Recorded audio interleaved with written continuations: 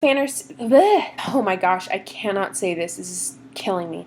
Hey guys, it's Jess, and I am here today with the Nintendo book tag. This is 11 questions based on Nintendo devices and games. Question 1, NES, Nintendo Entertainment System, a classic you want to read. And the classic I chose is Atlas Shrugged by Ayn Rand. The whole reason I haven't read this is because it is a monster book.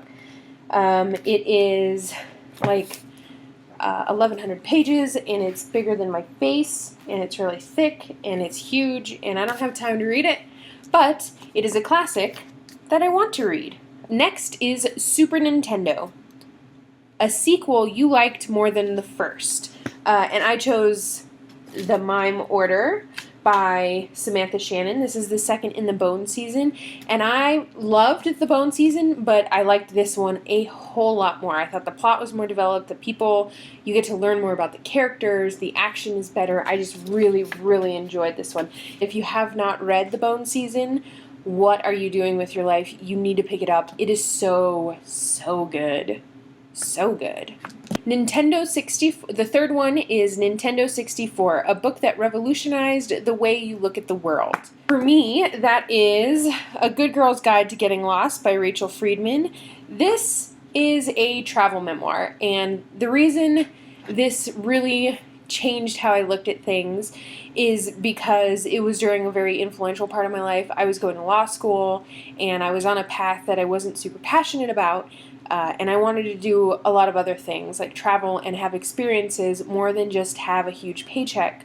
It didn't matter so much to me, but I felt influenced because of the way the American society works that I had to go to law school and I had to do these things. And then I read A Good Girl's Guide to Getting Lost, and it started a kind of snowball effect for me of moving past the societal and cultural path that's set and into more of a guided by my heart kind of thing. Number 4 is GameCube, a popular book that did not go over so well with you. And I'm going to choose All the Light We Cannot See by Anthony Doerr. I really didn't like this book, and everyone else loves it. And I just could not get into it. I thought it was okay, but I only liked one of the plot lines that was going on, and the rest of it I just wasn't a huge fan of. I thought it dragged. I thought it was really boring at times, and it just wasn't my cup of tea. Even though I love historical fiction, I did not like this book. Fifth one is We, a new favorite book, and for that I chose We'll Always Have Paris by Jennifer Coburn. This is newly published, and I just picked it up recently and read it in 2 sittings. Could have been 1 sitting if I started it at the beginning of the day, but I didn't. But I loved it. So good. Highly recommend it. It's about a mother-daughter traveling around the world. Every couple years, she takes a lot of her money and invests it into kind of giving her and her daughter some experiences instead of just spending it on an upgraded kitchen or spending it on something for her house. Nintendo Power, a favorite graphic novel or a graphic novel you want to read. And for this, I chose Saga by Brian Vaughan and Fiona Staples. I have wanted to read this for so long, but could not find it. So I went to Barnes & Noble probably 4 or 5 times before I finally got my hands on it.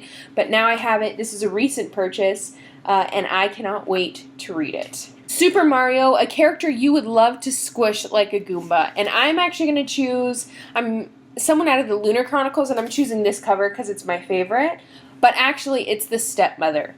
I hate the stepmother in the Lunar Chronicles series. I just want to hurt her because she's such a horrible person, and I cannot stand her at all.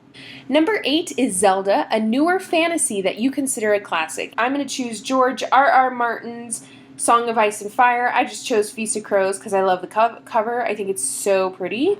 But I think that George R.R. Martin's A Song of Ice and Fire series will become very akin to like The Lord of the Rings. When we look 40, 50, 60 years in the future, it'll be a staple in the fantasy genre. Number 9, I'm going to need help with this one. It is Samus, a favorite sci-fi novel of yours. I don't read sci-fi, And so I don't have anything for this. If you read sci-fi, let me know something you love down below. I don't have a real reason for not reading sci-fi. It's just not something I've really gotten into too much.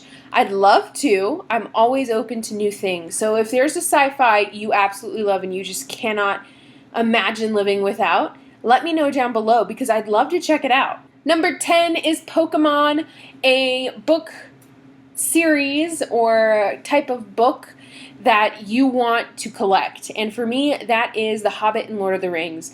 There are so many just absolutely gorgeous copies of The Hobbit and gorgeous copies of the Lord of the Rings trilogy that I want them all. There's ones with fancy leather carved covers, there's ones with just leather bound covers, some with great and amazing artwork, different movie artwork for each one. Then there's the classics, and then there's the special bound leather editions that are like the old cracked leather. Oh my gosh, there are just so many, and I want them all, but I'm not made of money. And coincidentally enough, it is a book series I do not own because I cannot decide which set I want to purchase. There's a little brown set that I saw that the little book owl had, and I want that set. I need to track it down. I could probably find it on Amazon, or I bet Barnes & Noble has it online. So I have to find that. That is something I need to do because, they're just so pretty. Number 11 is Donkey Kong, a book with original characters. And for this, I chose Little Bee by Chris Cleave. The reason I chose this is because I felt like especially Little Bee and the wife were characters that I had never experienced before, types of characters. They weren't really caricatures so much or tropes so much. They were just so unique. And I have yet to read something very similar to these characters and how these characters think. And it was just, I really love this book. I highly recommend this book and will forever recommend this book. But it's definitely unique for me. It was a unique experience. And then number 12 is Nintendo Fandom, your favorite game or series. So I'm going to go with two here. My absolute 100% favorite game ever on Nintendo comes on the Wii, and it is Mario Kart. I'll play Mario Kart on any game console system, but it's one of the few games that I can actually win at when playing against other people, so I love it. I'm actually good at Mario Kart. But if we're talking kind of genre and series, it's got to be Zelda. I really like Zelda. I love the art. I love the lore. I love the characters. I just love so much about Zelda. I cannot get enough Zelda. So there we go. That is my Nintendo book tag. I am going to tag Lindsay Ray, Elizabeth Page, Bookables, The Book Hoarder, and lastly, Christina Horner. So those are the 5 people that I tag. If you want to do this tag, do it and link your video down below. I tag you through your desire to do this because no one tagged me. I just wanted to do it because I thought it was cool. And that is all I have today. Thank you so much for watching. Please like and subscribe, and I'll talk to you guys later. Bye!